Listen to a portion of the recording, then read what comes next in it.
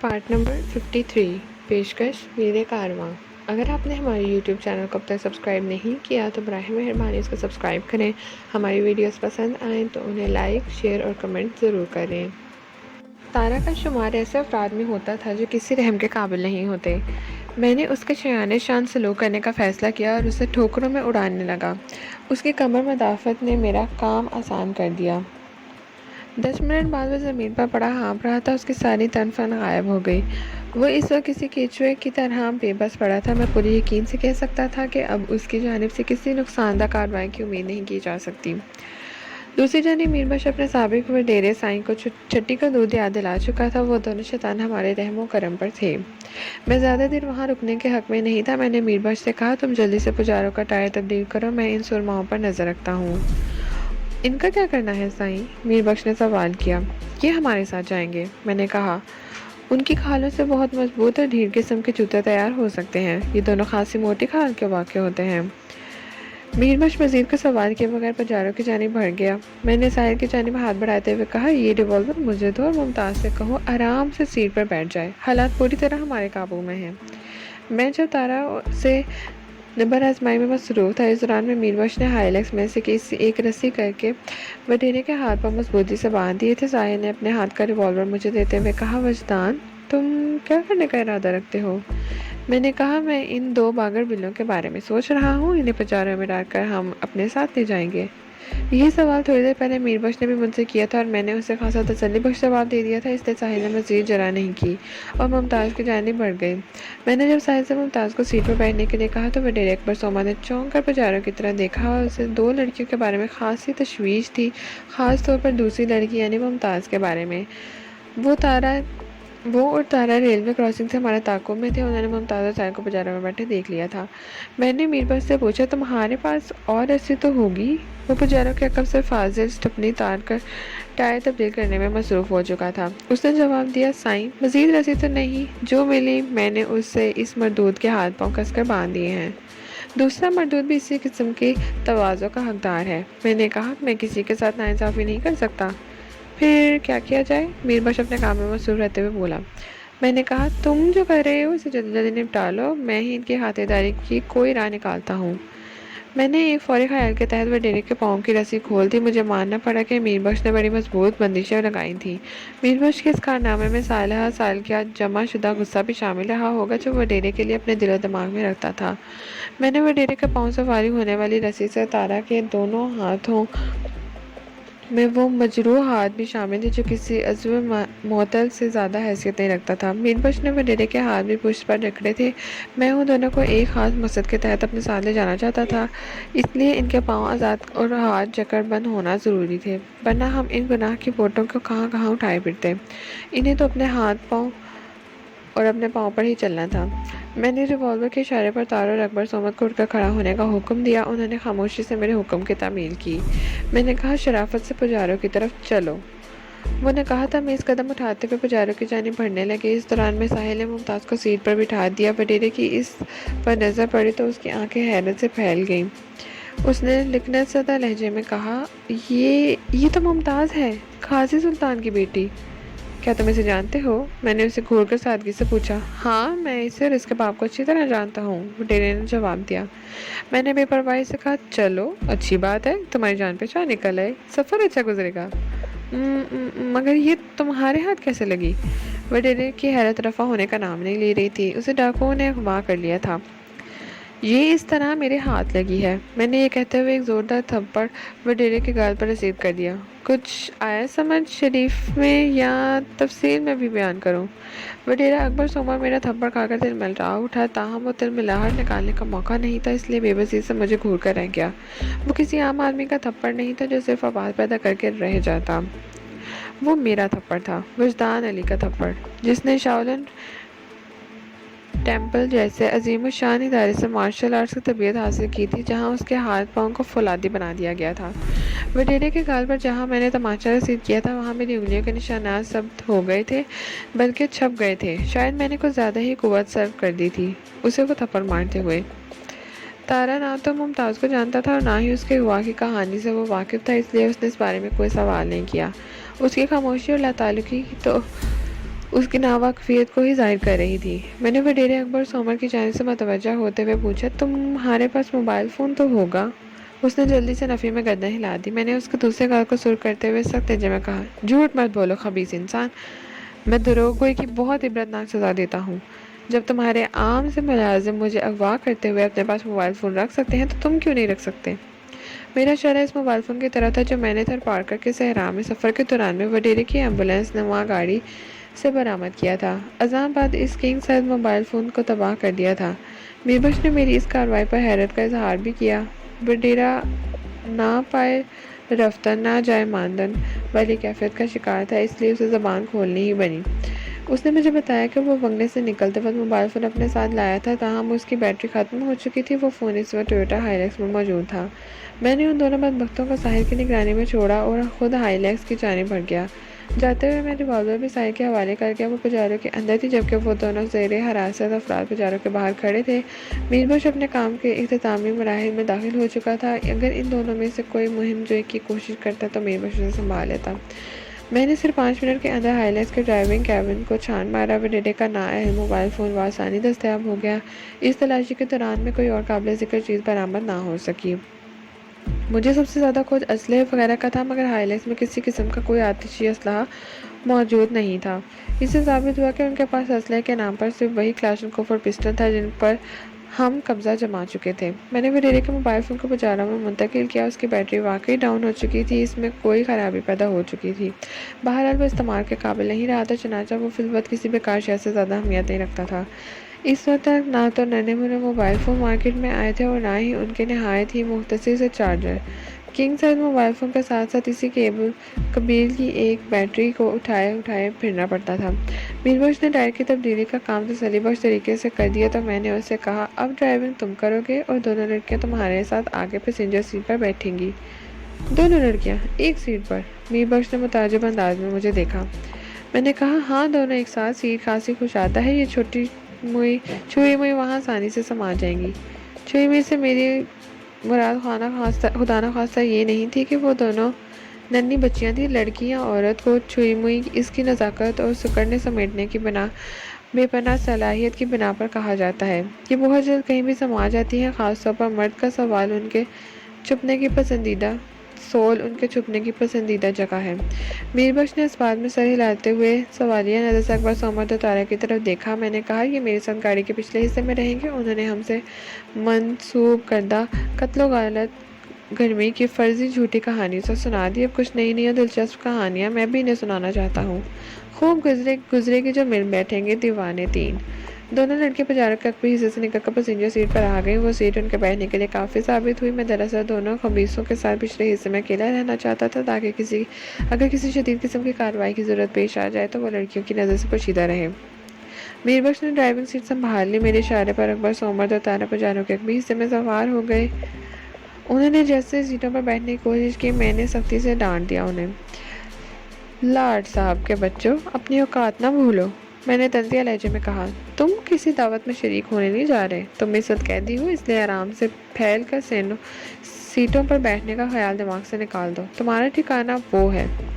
اس کے ساتھ ہی میں نے پجاروں کے فرش کی جانب اشارہ کیا۔ وہ سکڑ سمٹ کر میرے حکم کی تعمیر کرنے لگے تو مجھے شرارت سوجی۔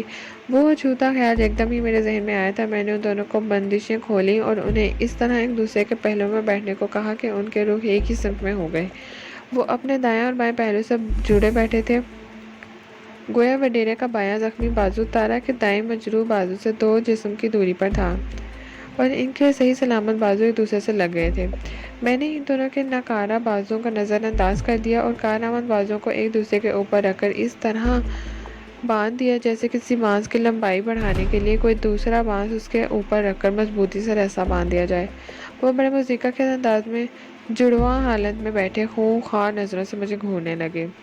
میں نے ان کی نظروں کی پرواہ کیے بغیر میر بخش کو حکم دیا، گاڑی کو سڑک پر لے آؤ اور جس حد تک ممکن ہو تیز رفتاری کا مظاہرہ کرتے ہوئے اسے منزل تک پہنچا دو۔ میر بخش نے کوئی سوال کرنے کے لیے لب کھولنا چاہے تو میں نے اسے دو ٹوک انداز میں کہا، گائیڈ تمہارے ساتھ بیٹھی ہوئی ہے، جو بھی پوچھنا ہے اسی سے پوچھو۔ ممتاز مس گائیڈ ہے، مگر تمہیں مس گائیڈ نہیں کرے گی۔ یہ بھی اپنے والدین سے ملنے کے لیے ایک سانس بے چینی سے لے رہی ہے، یہ پہلی فرصت میں اپنے گھر پہنچنا چاہتی ہے۔ میں نے میر بخش کو بڑے واضح انداز میں بتا دیا تھا کہ ہم سیدھا بنی سے جانا ہے۔ ممتاز کے والدین بڑی بے قراری سے اس کی واپسی کے لیے جہاں منتظر تھے۔ میر بخش نے ایک جھٹکے سے پجارو سٹارٹ کی، پھر اسے سڑک پر لانے کے بعد بتدریج اس کے رفتار میں اضافہ کرتا چلا گیا۔ کچھ دیر کے بعد سامارو کو اپنے پیچھے ہم چھوڑ چکے تھے۔ یہ سڑک سیدھی کنری کی طرف جا رہی تھی، جہاں سے ہمیں آگے بنی سر کے سمت سفر طے کرنا تھا۔ جس سڑک پر اس وقت ہمارے سفر تھے وہ کنری سے مشرق کی جانب مڑ کر سیدھی دھرمسال یعنی کہ تھر پارکر کو جاتی تھی۔ میرے ذہن میں ایک سوال کافی دیر سے چکرا رہا تھا، مجھے یہ جاننا تھا کہ وڈیرا اکبر سومت ہمارے تعاقب میں عمر کوٹ سے سیدھا ڈی ایس پی کے بنگلے واقع شادپلی کس طرح پہنچ گیا تھا۔ میر بخش جب گزشتہ روز بنگلے سے روانہ ہوا تھا تو وڈیرا وہاں موجود تھا۔ اپنے ذہن کی شکن دور کرنے کے لیے میں نے وڈیرے سے پوچھا، اکبر سومت، تمہیں یہ بات کیسے معلوم ہوئی کہ ہم عمر کوٹ سے فرار ہونے کے بعد شادپلی کی طرف گئے ہیں اور رات کے آخری پہر ہم تمہیں ڈی ایس پی کے بنگلے پر ملیں گے؟ وہ تامل کرتے ہوئے بولا، اب اس بات کی کوئی اہمیت نہیں ہے۔ تمہارے لیے نہیں ہوگی، میرے لیے ہے۔ میں نے کہا، میر بخش تمہیں کل دوپہر کو بنگلے پر چھوڑ کر ہماری طرف آیا تھا۔ وہ چند لمحے سوچتا رہا، پھر شکست خوردہ لہجے میں بولا، کل رات 9:30 بجے مجھے ایک آدمی نے اطلاع دی کہ تم تینوں شادپلی والے ناکے سے گرفتار کر لیے گئے ہو۔ میں اپنی جاگیر سے فوراً عمر کوٹ پہنچا۔ اس وقت تک تارا کو ہوش آ چکا تھا۔ میں نے اسے اپنے ساتھ لیا اور تھانہ شادپلی آ گیا۔ جب ہم مسکورہ تھانے پہنچے تو صبح کے لگ بھگ 3 بج چکے تھے۔ راستے میں تارا نے مجھے عمر کوٹ کے ہوٹل میں پیش آنے والے واقعات سے آگاہ کر دیا تھا۔ وہ ایک لمحے کو سانس لینے کی خاطر رکا، پھر سلسلہ کلام جاری رکھتے ہوئے بولا، میں جاگیر سے روانہ ہوتے وقت اپنے ساتھ 2 جیپیں اور 4 محافظ بھی لے آیا تھا۔ اب وہ چاروں اس دنیا میں نہیں ہیں، میں اور تارا زندہ ہیں۔ یہاں تک پہنچ کر وہ رک گیا۔ میں نے دھمکی آمیز انداز میں کہا، رکو نہیں، بولتے چلے جاؤ۔ اگر تم نے خاموشی اختیار کی تو تم دونوں کو بھی اپنے 4 ساتھیوں کے پاس پہنچا دیے جاؤ گے۔ میرے لہجے میں چھپی ہوئی سنگینی کو اس نے صاف محسوس کر لیا۔ اس کے چہرے پر ایک رنگ آ کر گزر گیا، تاہم اپنی آواز میں تھوڑی ہمت بھرتے ہوئے اس نے مجھے تنبیہ کی، وجدان، یہ تم اچھا نہیں کر رہے ہو۔ یاد رکھو، میں تمہیں عبرتناک انجام سے دوچار کر دوں گا۔ تمہیں میری طاقت کا اندازہ نہیں ہے۔ میں تمہاری طاقت اور ہمت کا بڑی وضاحت کے ساتھ مشاہدہ کر چکا ہوں۔ میں نے اس کی آنکھوں میں جھانکتے ہوئے کہا، تم انتہائی بزدل، گھٹیا اور کمینے انسان ہو۔ تمہاری بہادری کا اندازہ مجھے اس وقت ہو گیا تھا جب تم اپنے سابق نوکر اور میرے موجودہ دوست سے لات ٹھڈے کھا رہے تھے۔ اس نے سلگتی ہوئی نظر سے مجھے دیکھا اور دوبارہ تنبیہ کی، میں ایک مرتبہ پھر یہی کہوں گا، وجدان، تم یہ اچھا نہیں کر رہے۔ اگر اپنے لیے مشکلات میں اضافہ نہیں کرنا چاہتے تو ہمیں فوراً آزاد کر کے جانے دو۔ اگر میں تمہارے ساتھ اچھا نہیں کر رہا تو کیا تم لوگوں نے ہمارے ساتھ اچھا کیا تھا؟ میں نے چیختے ہوئے لہجے میں کہا، ذرا اپنے گریبان میں جھانک کر دیکھو۔ تم نے ڈی ایس پی سے ساز باز کر کے ہمیں 9-10 افراد کے قتل میں ملوث کرنے کی جو سازش کی ہے، اس میں تمہاری شرافت کی کیا شرح نکلتی ہے؟ ایک لمحے کے بعد میں نے کہا، تم مجھے عبرتناک انجام کی دھمکی دینے سے پہلے اپنی حالت پر غور کر لو۔ اس وقت تم اپنے چہرے پر بیٹھنے والی مکھی کو بھی اڑانے کی سکت میں نہیں رکھتے۔ اس سے زیادہ افسوسناک اور قابل رحم صورتحال اور کیا ہوگی؟ وہ کینہ توز نگاہ سے مجھے گھورنے لگا۔ اس نے یک بیان سے یہ بات تو واضح ہو گئی تھی کہ وہ گزشتہ روز تارا کے ساتھ اپنے بنگلے سے روانہ نہیں ہوا تھا، بلکہ کسی مخبر کی اطلاع پر اسے رات میں گھر سے نکلنا پڑا۔ میں نے اس کی مجروح ہونے پر اپنے پاؤں سے ایک ٹھوکر ماری۔ وہ تکلیف کی شدت سے بلبلا اٹھا۔ وڈیرے کی بائیں کوہنی پر گولی لگی تھی، وہ یقینی طور پر ہڈی کا حشر خراب کر گئی تھی۔ ساحل نے بروقت فائر کر کے وڈیرے کو حاکم سے محکوم بنا دیا تھا۔ اس نے دانتوں پر دانت جمائے اور تکلیف کی شدت کو برداشت کرتے ہوئے نفرت آمیز لہجے میں بولا، تم بہت بہادر بنتے ہو، مگر تمہارا یہ سلوک بہادری کے منافی ہے۔ میں صرف بہادر بنتا ہی نہیں بلکہ میں اپنی بہادری ثابت بھی کی ہے۔ میں نے ٹھہرے ہوئے لہجے میں کہا، تم جیسے ضمیر فروش، ظالم اور احسان ناشناس افراد کو تو اس سے بھی زیادہ بدترین سلوک کے مستحق ہیں۔ میں تو تمہارے ساتھ بہت رعایت برت رہا ہوں۔ اپنی بات ختم کرتے ہی میں نے دکھے ہوئے اس کے بازو پر ایک اور ہلکا سا وار کیا اور تحقیرانہ لہجے میں کہا، تم نے ابھی تک DSP کے بنگلے پر پہنچنے کی کہانی مکمل نہیں کی. اگر اب تمہاری زبان کو بریک لگے تو میں تمہاری کوہنی ٹھوکروں میں اڑا دوں گا. شاباش، شروع ہو جاؤ. وہ ناپسندیدہ نظر سے مجھے تکنے لگا، مگر جب میں نے اس کی کوہنی کو نشانہ بنانے کے لیے اپنے پاؤں کو حرکت دی تو وہ کسی ٹیپ ریکارڈر کی طرح بجنے لگا. ہم تقریباً 3 بجے صبح شالپلی کے متعلقہ تھانے پہنچے. اس تھانے کے انچارج سے میری اچھی دعا سلام ہے. تھانہ انچارج اس وقت تھانے میں موجود نہیں تھا. مجھے بتایا گیا کہ وہ شالپلی والے ناکے کی نگرانی کرنے گیا ہے. میں نے ASI جمشید احمد سے تم لوگوں کے بارے میں پوچھا تو پتہ چلا کہ DSP تمہیں اپنے بنگلے پر لے گئے ہیں. اس کے بعد ہم سیدھے اس بنگلے پر پہنچے تھے. آگے کے حالات و واقعات تمہارے علم میں ہیں. میں نے وڈیرے کی 2 جیپوں کو کم و بیش صبح 3:30 بجے DSP کا بنگلے کے گیٹ پر رکتے دیکھا تھا. اس حساب سے وڈیرے کا بیان درست نظر آتا تھا، مگر کچھ معاملات ابھی حل طلب تھے. میں نے اس سے پوچھا، تم نے بتایا ہے کہ تمہارے کسی آدمی نے تمہیں ہماری گرفتاری کی اطلاع دی تھی. ہمیں شالپلی والے ناکے سے پکڑا گیا تھا. اس سے یہی ظاہر ہوتا ہے کہ تمہارے مخبر کا تعلق اسی علاقے سے ہے. وڈیرے نے خاموشی سے اس بات میں گردن ہلا دی. میں نے تیز لہجے میں سوال کیا، کون ہے وہ شخص؟ ASI جمشید احمد، اس نے بتایا. میرے سینے سے گہری سانس خارج ہوئی. ASI جمشید سے ہم نے بلکہ میں نے ناکے کے مقام پر خاصی باتیں کی تھیں. وہ ایک باتونی شخص تھا. اس کی زبان مجھے اس ناکے کی حقیقت کے بارے میں پتہ چلا تھا. منگل سنگھ، گنڈا سنگھ اور ممتاز والی کہانی بھی جمشید ہی نے مجھے سنائی تھی. ازاں بعد اس کے لوز ٹاک سے اسے DSP سے ڈانٹ بھی سننی پڑی. اور اب وڈیرا بتایا تھا کہ ASI جمشید اس کا خاص آدمی تھا. ایک لمحے کے لیے میں نے یہ بھی سوچا ممکن ہے وہ مجھے چکر دینے کی کوشش کر رہا ہو. اسی امکان کے پیش نظر میں نے اس سے پوچھا، اکبر سومر، اگر تمہاری بات غلط ثابت ہوئی تو خود سوچ لو تمہارا کیا حشر ہوگا. سچی بات یہ ہے کہ میں تمہاری مخبر والی کہانی تو ہضم نہیں کر پا رہا ہوں. میں نے آخری جملہ دانستہ سے گھسنے کے لیے کہا تھا. وہ بولا، جو حقیقت تھی وہ میں نے تمہیں بتا دی ہے. مجھے اس بات کی پرواہ نہیں کہ تم اس پر یقین کرتے ہو یا نہیں. ASI تمہارا آدمی کس طرح ہو سکتا ہے؟ میں نے سوال کیا. اس نے بتایا، جمشید ایک طویل عرصے سے میرے لیے مخبری کا کام کر رہا ہے. ASI کے عہدے پر اس کی ترقی بھی میری کوششوں سے ہی ہوئی ہے. ایک لمحے کا توقف کر کے اس نے کہا، تو تم ابھی کل کے بچے ہو وجدان. تمہیں کیا معلوم کہ حکمرانی کے لیے کس طرح ہر محکمے میں اپنے بندے پہنچائے جاتے ہیں؟ تم ٹھیک کہتے ہو اکبر سومر، میں نے طنزی انداز میں کہا. کل کے بچے تو واقعی یہ بات معلوم نہیں، لیکن یہ بچہ پرسوں کے بوڑھے کو زیر دام لانے کا ہنر جانتا ہے. یہ بچہ کل کا بچہ بخوبی جانتا ہے کہ تم جیسے بڈھے ظالموں کو عبرت ناک سزا کس طرح دینی ہے. بات ختم کرتے ہی میں نے اس کے گھائل بازو سے ایک چھوٹی سی انکھیلی کی. اس کے چہرے پر کرب کے تاثرات نمودار ہوئے. بے ساختہ اس کے لبوں سے میرے لیے ایک بےہودہ گالی پھسل گئی. میں نے اس کی قسم پرسی کے پرواہ کیے بغیر اس کے فرعون سے چہرے پر ایک زنانے دار تھپڑ جڑ دیا. نتیجے کے طور پر اس کی بھاشوں سے لہو رسنے لگا. وہ اس طوفانی تمانچے سے تھرتھرا گیا تھا. میں نے کھا جانے والی نظر سے اسے گھورا اور سخت لہجے میں کہا، تم نے 50-55 سال کن جانوروں میں رہ کر گزارے ہیں؟ تمہیں اتنی بھی تمیز نہیں کہ 2 لڑکیوں کی موجودگی میں تم کس قسم کی بےہودہ گوئی کر رہے ہو؟ کیا تمہیں اپنے زنان خانے میں بھی ایسی زبان استعمال کرتے ہو؟ وہ کچھ جواب دینے کی بجائے خاموشی نظر سے مجھے دیکھنے لگا. میں نے کہا، اکبر سومر، میں تمہاری نظر میں کل کا بچہ ہوں، مگر اس خوش فہمی میں نہ رہنا کہ میں عقل کا کچا بھی ثابت ہوں گا. جو بھی جھوٹ بولا ذرا سوچ سمجھ کر بولنا. میر بخش گاہے بگاہے عقب نما آئینے میں اپنے سابق وڈیرے سائیں اور ورگت بنے ہوئے دیکھ رہا تھا. اس نے زبان سے تک لفظ نہیں کہا. تاہم اس کے چہرے کے تاثرات میں نے بخوبی اندازہ لگا لیا تھا کہ وہ مسرت کی انتہا سے گزر رہا ہے. میں نے دوبارہ وڈیرہ اکبر سومر کی جانب میں توجہ ہوتے ہوئے کہا، ASI جمشید کو صرف یہ معلوم تھا کہ ہمیں گرفتار کیا گیا ہے. وہ ہمارے اصلی ناموں سے واقف نہیں تھا. پھر تم نے یہ کیسے جان لیا کہ گرفتار ہونے والے ہم ہی ہوں گے؟ یہ تم نے اچھا سوال کیا ہے.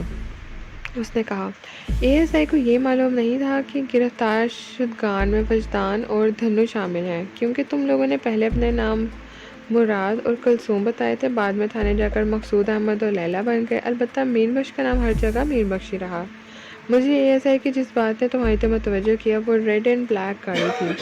اس کے ساتھ ہی تم لوگوں نے مجھ سے دور پار کی رشتہ داری بھی ظاہر کی تھی اور پولیس کو بتایا تھا کہ تم عمر کوٹ کا تاریخی قلعہ دیکھنے میرے پاس آئے تھے. چونکہ ایسا کچھ بھی نہیں ہوا تھا، اس لیے میرا شک تمہاری طرح گیا اور بالآخر یہ شک سچ ہی ثابت ہوا. وڈیرے کی اس وضاحت میں خاصی جان تھی۔ میرے ذہن نے اس بات کو تسلیم کر لیا، یقینی طور پر وہ اسی طرح تعاقب کر کے ڈی ایس پی کے بنگلے پر پہنچے ہوں گے۔ اے ایس آئی جمشید نے میری وجہ سے اپنے افسرانے بالا سے خاصی جھاڑ کھائی تھی، اس لیے بھی اس نے خصوصی ایفیشنسی دکھائی ہوگی۔ تمہارا کیا خیال ہے چودھری کے پالتو بندر؟ میں نے تارا کی جانب دیکھتے ہوئے کہا۔ وہ تھوڑی دیر تک یکٹک مجھے گھورتا رہا، پھر وارننگ دینے والے انداز میں بولا، تم ہمارے ساتھ بہت زیادتی کر رہے ہو وجدان، تمہیں اس کا خمیازہ بھگتنا پڑے گا۔ میں تو تمہارے خاندان کا قرض اٹھا رہا ہوں، میں نے ظلمانی انداز میں کہا۔ کیا کہنا چاہتے ہو؟ اس کی آنکھوں میں الجھن تیر گئی۔ میں نے کہا، تمہارے ملعون بھائی دار نے جو کچھ میرے اور میرے والدین کے ساتھ کیا تھا، میں کئی سال سے اس کی سزا بھگت رہا ہوں۔ اب میں جو کچھ تمہارے ساتھ کروں گا وہ قرض کی ادائیگی ہوگی، اور میں زیادتی والی کون سی بات ہے؟ کہیں تمہیں میری یہ بات تو بری نہیں لگ گئی کہ میں نے تمہیں چودھری کا بندر کہہ دیا ہے؟ وہ ابھی خاموش رہا، اس کی خاموشی میں میرے لیے نفرت ہی نفرت تھی۔ میں نے کہا، جو کسی کے اشارے پر ناچتا ہے اسے بندر ہی کہا جاتا ہے۔ کیا تم اپنے چودھری کے اشاروں پر نہیں ناچتے؟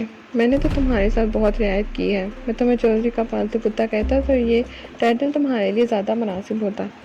اس کے خرچے پر پل بڑھ کر تو تم اس ڈیل ڈول کو پہنچے ہو۔ تمہاری یہ ہٹا کٹا پن چودھری کے ٹکڑوں کا رہنے منت ہے۔ میں مسلسل ایسے جملے ادا کر رہا تھا جو اس کے زخموں پر نمک پاشی کا کام کرتے رہے، تاہم وہ کسی قسم کی اشتعال انگیز حرکت سے گریزاں تھا۔ ابھی تک مجھے تارا کا جو تجربہ ہوا تھا اس کے مطابق اس میں تحمل کی کمی تھی، اور وہ بہت جلد طیش میں آ کر مغالات پر اتر آتا تھا، لیکن اس وقت اپنے مزاج کے خلاف ایکٹ کر رہا تھا۔ یہ اس کی مصلحت بھی ہو سکتی تھی، مجبوری بھی، کہ وہ اس وقت پوری طرح میرے رحم و کرم پر تھا، اور یہ خاموشی و برداشت اس کی چالاکی بھی ہو سکتی تھی۔ وہ اپنے میزبان کا حجر دیکھ چکا تھا۔ تارا کے دائیں بازو کی ہڈی کوہنی کے مقام سے جو جواب دے گئی تھی، اس جواب کی آواز میں نے خود اپنے کانوں سے سنی تھی۔ ہڈی ٹوٹنے کی کڑاکے دار آواز اپنے اندر ایک عجیب سا تاثر رکھتی ہے۔ اس اذیت رزا افراد اس آواز سے کیف و سرور حاصل کرتے ہیں، جبکہ مصیبت زدہ شخص اس آواز کو سنتے ہی دہشت میں مبتلا ہو جاتا ہے۔ تارا نے یہ بات اچھی طرح سمجھ لی تھی کہ اگر اس نے کوئی چون چنا کی تو میں اس کے گھائل بازو کے ساتھ اپنی گفتگو شروع کر دوں گا، اور یہ اسے کسی بھی طور پر گوارا نہیں تھا۔ وڈیرے نے جواب خاصا چھٹیرا ہو چکا تھا مجھ سے پوچھا، تم ہمیں یوں باندھ کر کہاں لے جا رہے ہو؟ میں نے سنجیدگی سے کہا، بنی سر، وہاں تو قاضی سلطان کی حویلی بھی ہے۔ اس کی آنکھوں میں تشویش ابھر آئی۔ میں نے کہا، ہاں وہ تو ہے، اور اس حویلی میں قاضی سلطان بھی ہے۔ اس کی تشویش گہری ہو گئی اور وہ ہراساں نظر سے مجھے دیکھنے لگا۔ میں نے بے پرواہی کا انداز اختیار کرتے ہوئے کہا، روس میں رہنے والے کسی شخص نے کسی دنیا گھومے ہوئے شخص سے کہا، میں جاپان جانا چاہتا ہوں۔ جہاں دیدہ شخص نے کہا، چلے جاؤ۔ اس میں پریشانی کیا ہے؟ وہ بولا، میں نے سنا ہے راستے میں چین بھی پڑتا ہے۔ جہاں نور شخص نے اطمینان سے کہا، ہاں وہ تو پڑے گا۔ وڈیرا الجھن زدہ نظر سے مجھے دیکھ رہا تھا۔ میں نے اس کی الجھن کو دور کرتے ہوئے کہا، بھائی، اگر ہم بنی سر جائیں گے تو قاضی سلطان سے بھی ملاقات ہوگی، اس میں پریشانی کی کیا بات ہے؟ دوسرا سیما انداز میں اپنے مہمان تارا کی جانب دیکھنے لگا۔ میں نے اپنی جانب اس کی توجہ مبذول کرتے ہوئے کہا، میں نے سنا ہے قاضی سلطان سے تمہاری دیرینہ دشمنی چلی آ رہی ہے۔ نہیں، یہ بات میری دشمن کی بیٹی نے بتائی ہوگی۔ اس نے پوچھا، سوال نہیں کرو، صرف میری بات کا جواب دو۔ میں نے اسے ڈانٹ کر کہا۔ وہ راہ راست پر آتے ہوئے بولا، ہاں، ہم ایک طویل عرصے سے ایک دوسرے کے دشمن ہیں۔ میں نے کہا، اپنے دشمن کے سامنے جاتے ہوئے ڈر رہے ہو؟ ڈرتی ہے میری جوتی۔ وہ جوش میں آ گیا۔ میں نے تیکھے انداز میں کہا، پھر تمہاری حالت مردوں سے بدتر کیوں ہو رہی ہے؟ مجھے تو لگتا ہے تمہارا پیشاب خطا ہو جائے گا۔ اگرچہ یہ پجارو تمہاری ہی ہے، لیکن میں یہاں کسی قسم کی گندگی برداشت نہیں کروں گا، یہ بات ذہن میں رکھنا۔ وہ بے بسی اور غصے کی ملی جلی کیفیت سے لرزنے لگا، پھر اپنے خون آلود دھانے کو وا کرتے ہوئے گویا ہوا میں کسی خاصی دازی سے نہیں ڈرتا۔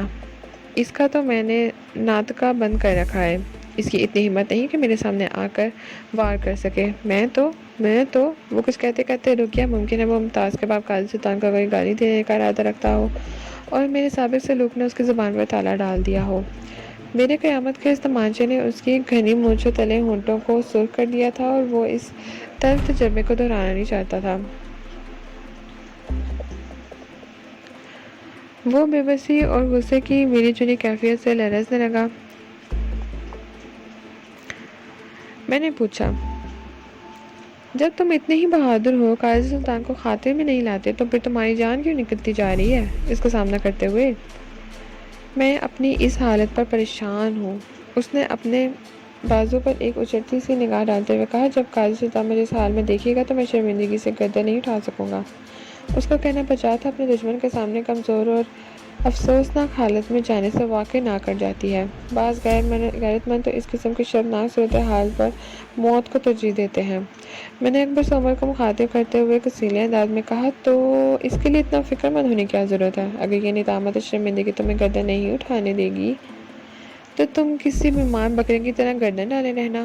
آخر بھی ہم بھی تو تمہارے دشمن ہیں، تم ہمارے سامنے تو گردن اٹھائے بیٹھے ہو۔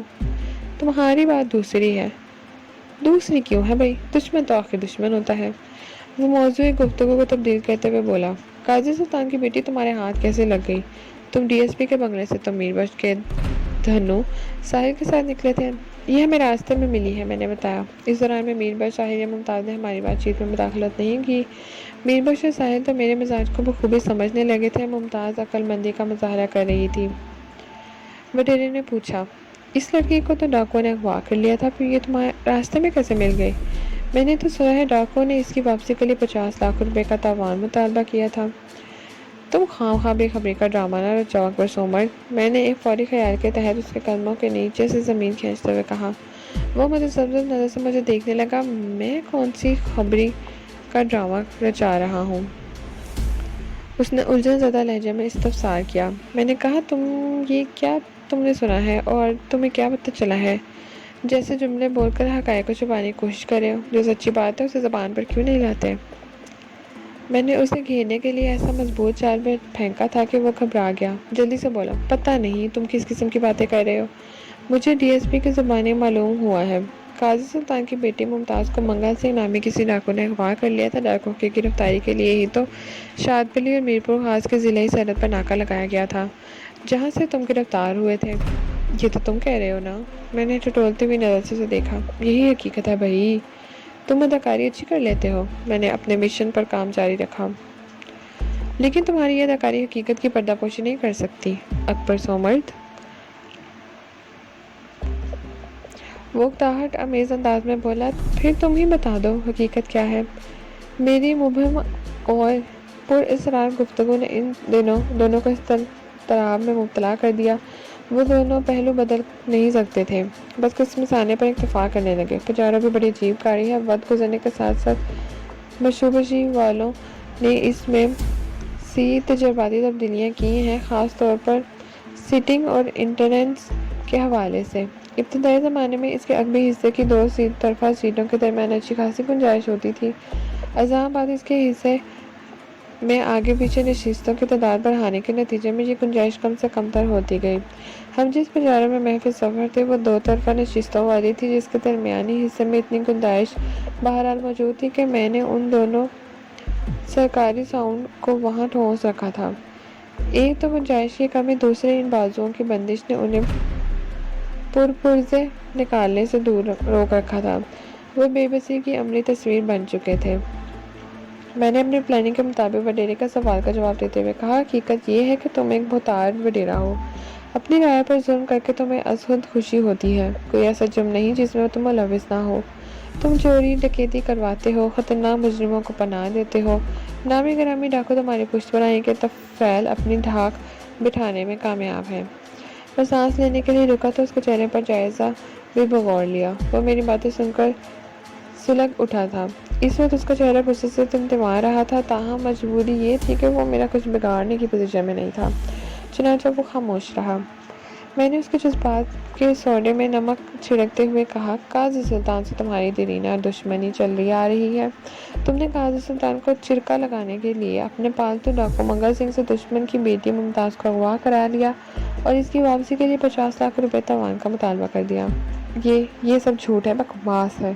وہ پھٹ پڑا۔ میں کسی منگل سنگھ نامی ڈاکو کو نہیں جانتا، نہ ہی میں نے قاضی سلطان کی بیٹی کو اغوا کرایا ہے۔ میں نے اس کا احتجاجی جملہ مکمل ہوتے ہی زخمی کوہنی پر پاؤں کی ایک درمیان ٹھوکر رسید کر دی۔ وہ ذبح کیے ہوئے بکرے کے مانند ڈکرا اٹھا۔ میں نے اس کی آنکھوں کے سامنے انگلی لہراتے ہوئے تنبیہی انداز میں کہا، اگر مزید تکلیف سے بچنا چاہتے ہو تو زبان کو بند رکھو، صرف وہ سنو جو میں بیان کر رہا ہوں اور سمجھ لو کہ یہی حقیقت ہے۔ ہم تمہاری جھوٹی باتوں کو کس طرح حقیقت سمجھ لیں؟ تارا نے ناپسندہ نظر سے مجھے دیکھتے ہوئے متعارض لہجے میں کہا۔ اس طرح سمجھ لو بدذات۔ میں نے جملہ پورا کرتے ہی اس کی ناک پر ایک گھونسا رسید کر دیا۔ وہ تکلیف کی شدت سے کرا اٹھا۔ اس کی ناک کو میں عمر کوٹ والے ہوٹل میں بھی خاصی اذیت سے دوچار کر چکا تھا۔ وہ جبڑے بھینچتے ہوئے نفرت آمیز لہجے میں بولا، وجدان، ایک مرتبہ میں اس مصیبت سے نکل آؤں پھر تمہیں بتاؤں گا کہ تکلیف اور اذیت کیا ہوتی ہے۔ تم نے تارا کے سٹائل کا ابھی مزہ نہیں چکھا۔ اوکے، کسی رستم خان کی اولاد؟ میں نے اسے گھورا۔